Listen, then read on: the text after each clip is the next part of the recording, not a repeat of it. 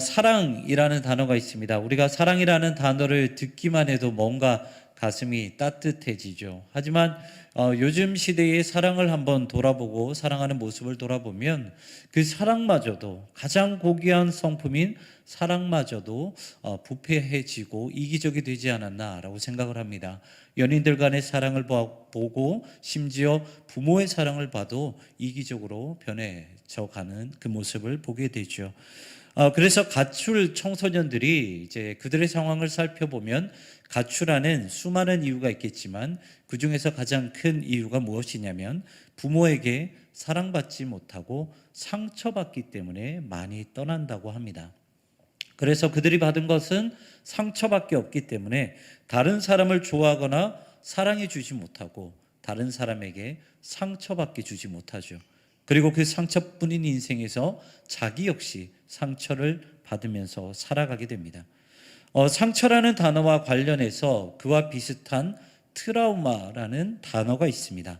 죽음이나 심각한 부상 그리고 성폭력과 같은 신체적으로나 정신적으로 큰 충격을 주는 경험이 바로 트라우마라고 하죠.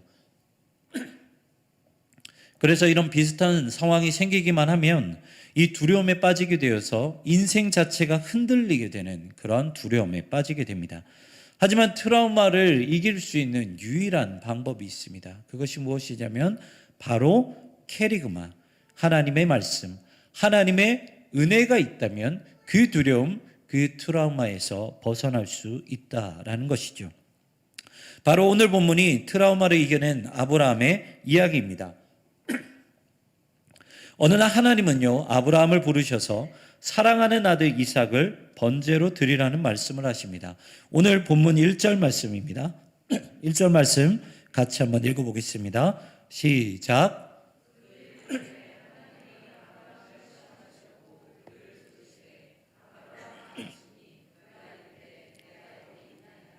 아멘.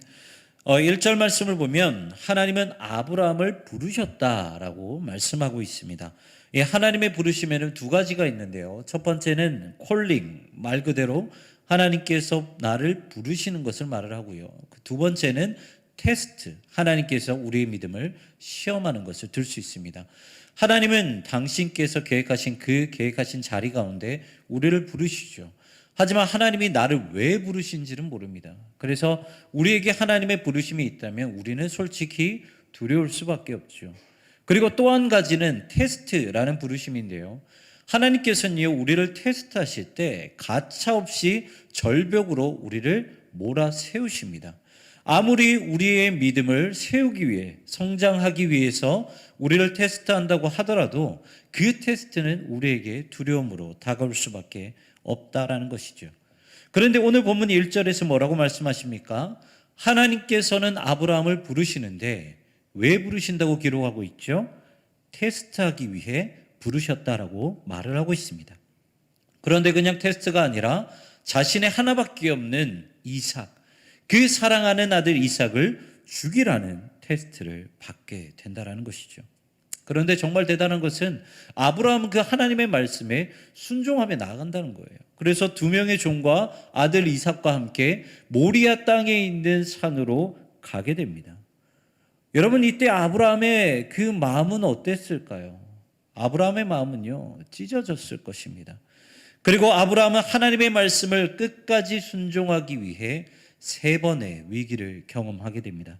첫 번째는 3절 말씀에서 아브라함은 다른 가족들에게 이 모든 사실을 숨겨야만 했어요. 그래서 아들과 함께 단둘이 모리아산으로 가는 것이 아니라 두 명의 종을 동행할 수밖에 없었고요. 그리고 아침 일찍 나갈 수밖에 없었습니다.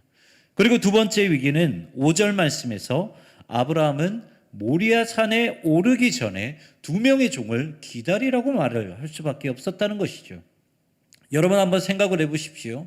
모리아산 위에서 종들과 함께 올라갔다면 이삭을 죽이려 할 때 아브라함을 유일하게 말릴 수 있었던 사람은 누구입니까? 두 명의 건장한 종이었습니다. 그래서 아브라함이 죽이려 할 때 그 두 종이 말렸다면 아브라함은 하나님께 핑계를 댈 수 있었을 거예요. 저 종들이 나를 말렸기 때문에 하나님의 말씀에 순종하지 못했습니다. 분명 이렇게 말을 할 수 있었다라는 것이죠.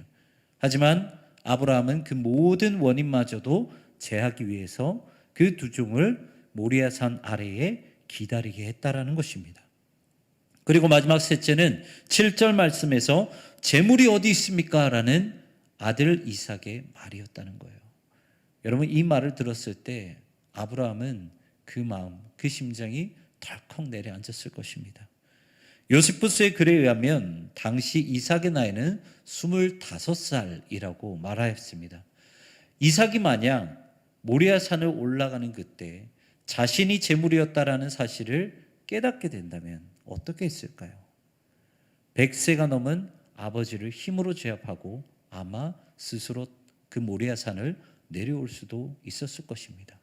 하지만 아브라함은 그 번제에 쓸 재물은 하나님께서 미리 준비하셨다라고 어쩌면은 이삭 그 아들에게 거짓말을 하게 되었죠.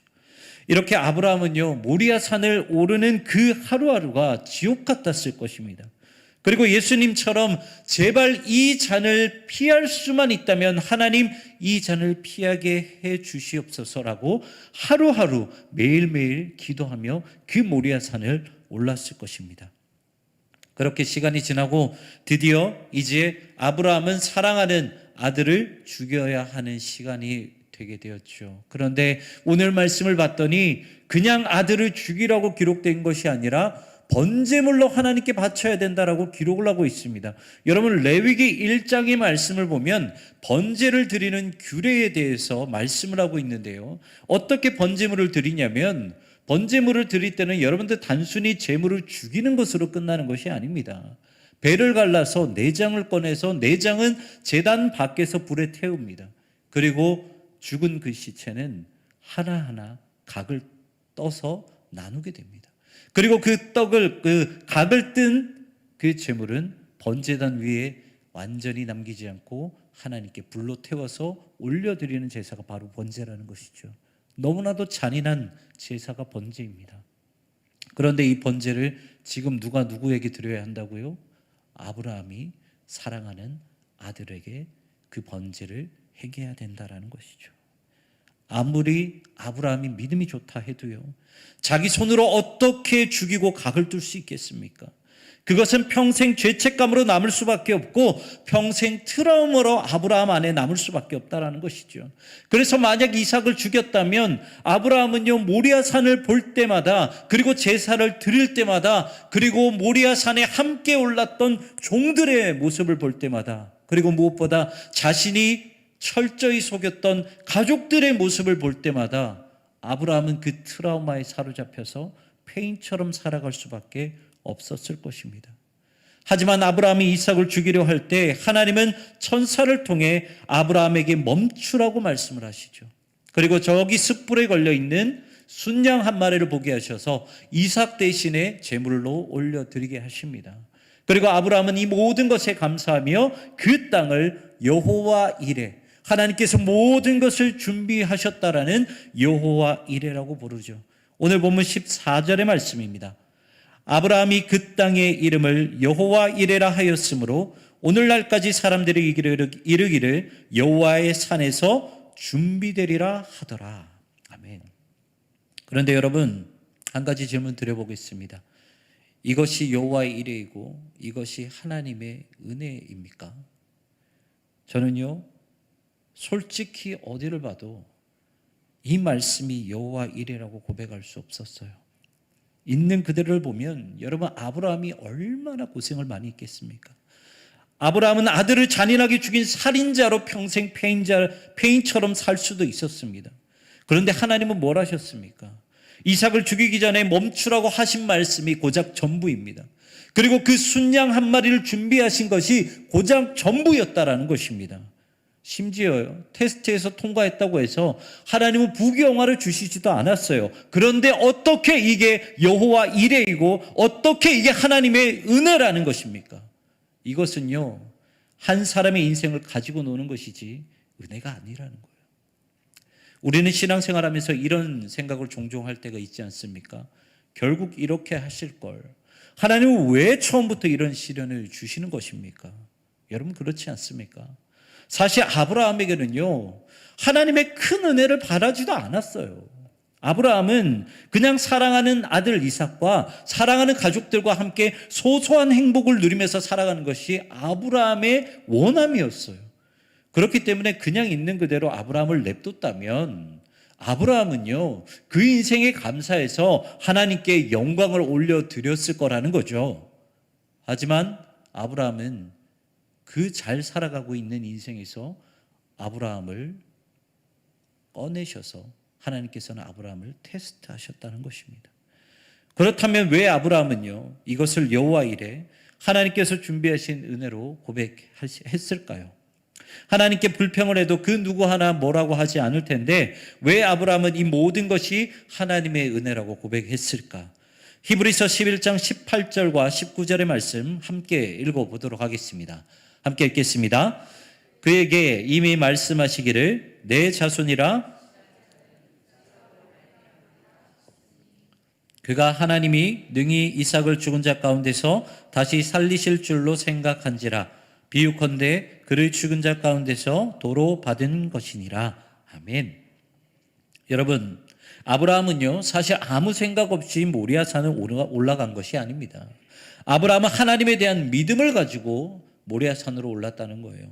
창세기 21장에서 말씀하신 그 하나님의 말씀, 내가 반드시 이삭을 통해 그 자손을 이어가게 하시겠다는 그 하나님의 말씀을 믿으며 모리아산을 올랐다라는 것입니다. 그렇기 때문에 아브라함에게 여호와 이레는 단순히 재물을 준비해 주셔서 했던 고백이 아니라는 거예요. 아브라함에게 여호와 이레는 가슴이 찢어져도 한 걸음 한 걸음 뗄 때마다 눈물을 흘려야 해도 그럼에도 불구하고 끝까지 순종할 수 있도록 모든 길을 열어주시고 준비해 주신 하나님에 대한 고백이 바로 여호와 이레였다라는 것입니다. 가족의 방해 없이 아침 일찍 나오게 하시게 길을 열어주시는 것, 모리아산으로 올라가는 3일 동안 도적이나 맹수로부터 지켜주신 것, 번제를 어쩌면 방해할 수도 있는 2명의 종을 두고 오게 하신 것, 그리고 번제물을 찾는 이삭이 중간에 다시 내려가지 않고 끝까지 오르게 하신 것, 무엇보다 마지막 순간 아들을 번제물로 드리기 위해 끝까지 칼을 들게 하신 것, 이렇게 끝까지 순종할 수 있도록 모든 것을 준비하시고 예배하시고 길을 열어주신 하나님, 그 하나님께 고백한 것이 바로 여호와 이레였다라는 것입니다. 사랑하는 성도 여러분, 하나님은요, 고작 이 순양처럼 우리의 삶의 일부분만 준비하시는 분이 아니십니다. 하나님은 우리의 모든 인생을 샅샅이 준비하시는 분이 바로 우리 하나님이십니다. 내가 계획하고 기도하는 것부터 심지어 내가 생각하지 못한 모든 것까지 준비하시는 분이 바로 여호와 이레 우리 하나님 아버지라는 것입니다. 이렇게 아브라함은 가장 고통의 순간에 여호와 이레의 하나님을 만나게 됩니다. 그런데 중요한 것은요, 여호와 이레를 경험하고 나서 모리아산은 아브라함에게 어떠한 장소가 되었을까요? 하나님의 은혜를 경험하기 전에 모리아산은요, 상처투성인 장소였습니다. 트라우마의 장소였을 거예요. 하지만 여호와 이레의 하나님의 은혜를 경험하고 나서 그 모리아산은 어떤 산이 되었습니까? 모리아산은 더 이상 트라우마가 아니라 하나님의 은혜가 가득히 머문 은혜의 장소가 되었다라는 것입니다. 그래서 여러분 한번 따라해 보실까요? 이렇게 따라했으면 좋겠습니다. 트라우마가 캐리그마를 만나면 은혜의 스티그마가 된다. 한번 따라해 볼까요? 트라우마가 캐리그마를 만나면 은혜의 스티그마가 된다. 여기서 말하는 트라우마는 잊혀질 수 없는 상처를 말합니다. 그리고 캐리그마는 하나님의 말씀과 하나님의 은혜를 말합니다. 그리고 스티그마는 절대로 지워지지 않는 흔적을 말을 합니다. 무슨 말이냐면 아무리 우리의 인생을 송두리째 흔드는 상처라 할지라도 그 위에 하나님의 말씀과 하나님의 은혜가 임하게 된다면 그 상처는 스티그마, 바로 은혜의 흔적이 된다는 말씀입니다. 사랑하는 성도 여러분, 군사들에게 가장 영광스러운 상처는 무엇일까요? 그것은 전쟁에서 열심히 싸우다가 생긴 상처일 것입니다. 그래서 우리는 그것을 영광의 상처라고 말을 하죠. 우리 그리스도인들도 마찬가지입니다.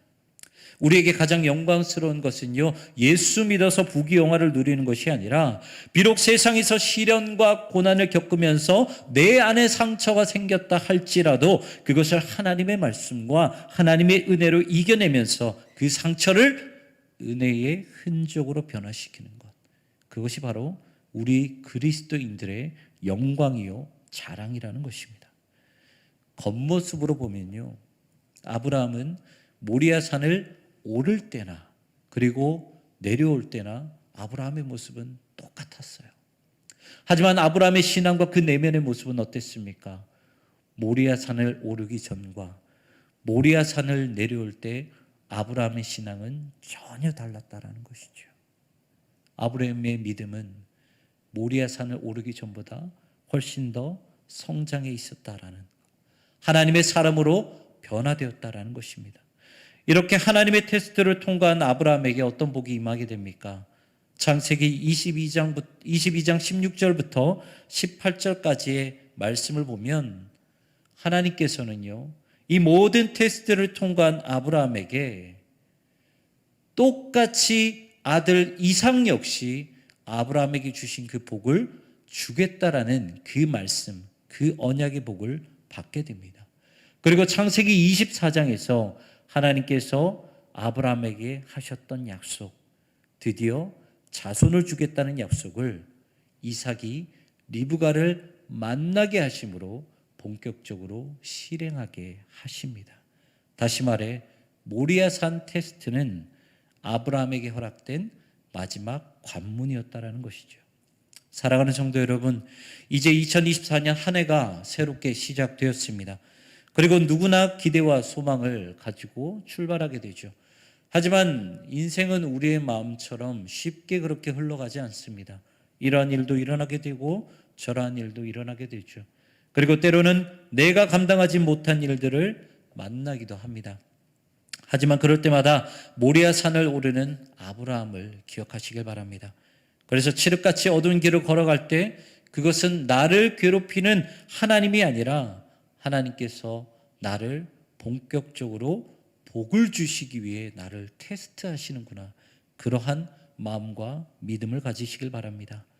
사랑하는 성도 여러분, 하나님의 은혜, 캐리그마, 그것 하나만 있다면 세상 그 어떤 트라우마도 해결하지 못할 것이 없습니다.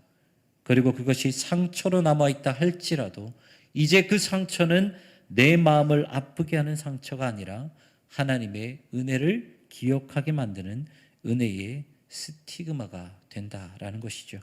그 사실을 기억하시고 올 한 해 그 은혜를 붙잡으며 하나님의 사람으로 세워지는 여러분들 되시기를 주님의 이름으로 축원합니다. 아멘. 이 시간 말씀을 기억하면서 함께 주님께 찬양하며 나아갈 때요, 괴로울 때 주님의 얼굴을 보라 함께 찬양하겠습니다.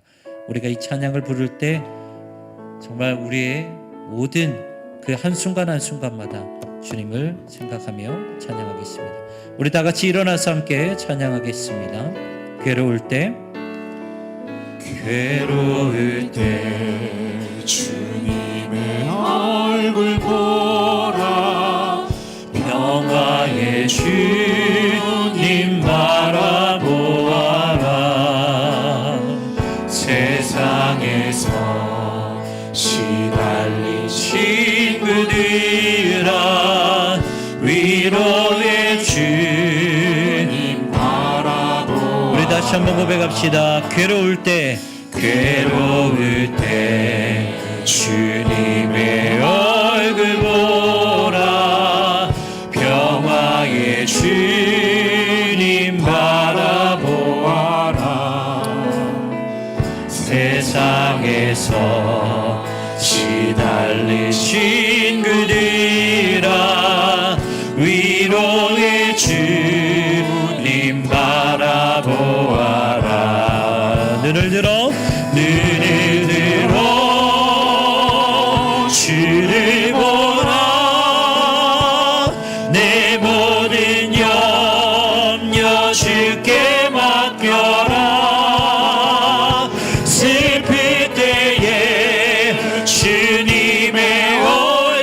보라 사랑의 주님 안식 주 우리 이 절로 고백합시다. 힘이 없고 내 마음 연약할 때 능력의 주님 바라보아라 주의 이름 부르는 모든 자에 힘 주시고 늘 지켜주시고 우리 고백합시다. 눈을 들어 주를 보라. 눈을 들어 주를 보라 내 모든 영역 주께 맡겨라 슬플 때에 주님의 얼굴 보라 사랑의 주 우리 다시 한번 믿음으로 고백합시다. 눈을 들어 주를 보라. 눈을 들어 주를 보라 내 모든 영역 주께 맡겨라 슬플 때에 주님의 얼굴 보라 사랑의 주님 안식 주리라 아멘. 우리 말씀을 놓고 기도하며 나아갈 때 이렇게 기도합시다. 은혜의 주님, 우리도 연약합니다. 세상에서 오는 여러 가지 상처 때문에 한없이 무너졌습니다. 우리의 모든 것을 다 아시는 주님, 우리가 믿음을 가지고 다시 일어날 수 있게 하여 주시옵소서. 그리고 우리의 모든 길을 준비하시고 예배하신 주님을 의지하며 모리아 산에서 내려온 아브라함처럼 주님의 응답과 복을 누리게 하여 주시옵소서. 말 못할 상처가 있고 말 못할 기도 제목이 있는 자들이 있습니까? 주님께 간절히 기도하며 나아갈 때 이 시간 응답하여 주시옵소서. 함께 간절히 기도하며 나아가겠습니다. 주님 아버지, 우리의 모든 것을 아시고 우리의 모든 것을 준비하시고 우리의 모든 것을 예배하여 주시되 우리의 기도를 들으셔서 우리의 모든 길을 열어주시는 하나님 아버지, 그 하나님 아버지 앞에 우리의 모든 것을 나르며 상고하며 나아갑니다. 하나님 아버지, 우리 마음 안에 절대로 해결하지 않은 그 트라우마, 하나님 아버지 그 상처 때문에 우리의 찔맞은 마음이 힘들고 우리의 인생이 송두리째 흔들려가는 그 어려움 가운데 있음을 주님 아버지 앞에 고백하며 나아가오니 하나님 아버지, 우리의 상처, 우리의 찔맞은 호소와 우리의 고통과 우리의 아픔을 주님 아버지 돌봐주시옵소서. 우리가 찔맞은 세상 가운데 호소할 사람 없어 오직 하나님 아버지 앞에 기도하며 나아가오니 간구하며 나아가는 모든 기도 가운데 하나님 아버지 응답하여 주시옵시되 무엇보다 주님 여호와의 이레의 응답이 임하게 하여 주시옵소서. 하나님 아버지, 모리아 산에서 내려온 아브라함의 그런 찔맞은 영성과 믿음을 우리도 주님 아버지 누리게 하여 주시옵소서. 하나님 아버지, 간절히 사모하며 나아갑니다. 눈물을 기억하신다고 말씀하셨사오니 힘들고 지쳐 주님 아버지 앞에 나아갈 때 하나님 아버지 두 손으로 그 능력의 손으로 우리를 붙잡아 주시옵소서. 하나님 아버지 앞에 모든 것을 간구하며 나아갑니다.